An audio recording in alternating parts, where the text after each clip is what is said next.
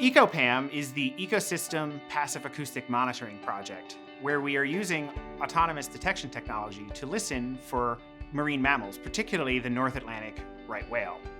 We use automated technology such as these autonomous underwater gliders to listen for the whales and also monitor other ocean conditions at the same time. We're doing this to better understand the migration patterns of the right whale and also to protect it as construction begins on offshore wind farms along the mid-Atlantic coast.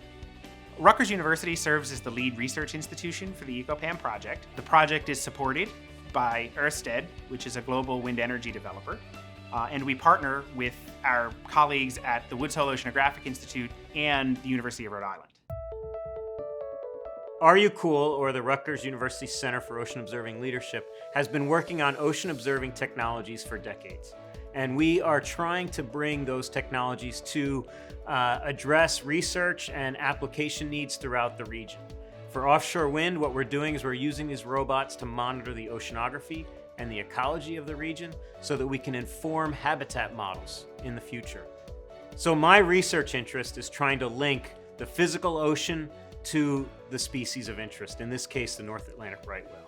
How does the locations of fronts and eddies or temperature changes in the ocean determine where these animals are at any given time?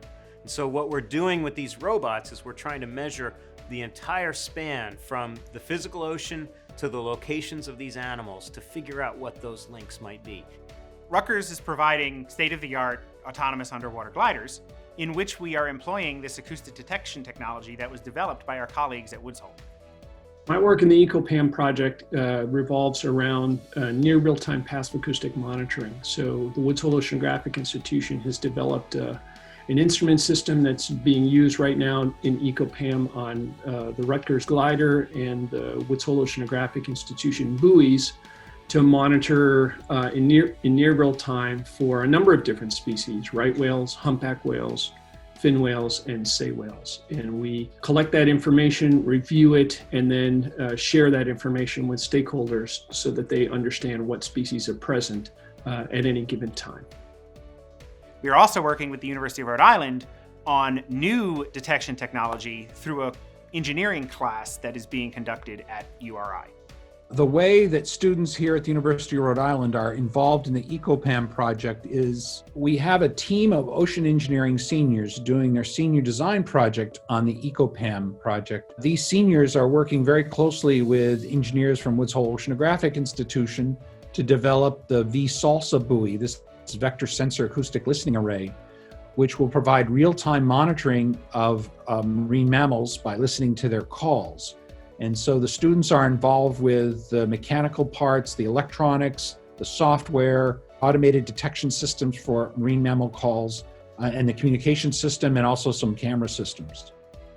So I work for Ørsted's Ocean Wind Project, who are funding ECO PAM, and my role for the business is to work as an environmental manager to support the project and advise the project, and particularly to advise as a marine mammal specialist on identifying solutions for these challenging environmental concerns. Ørsted wanted to do this because we are developing in an area where there is a critically endangered right whale, and it's important for us to deconflict our activities and reduce our impacts on protected species and develop responsibly. In the future, we would love to see routine deployments of technology such as these acoustic sensors on gliders and buoys to better understand marine species.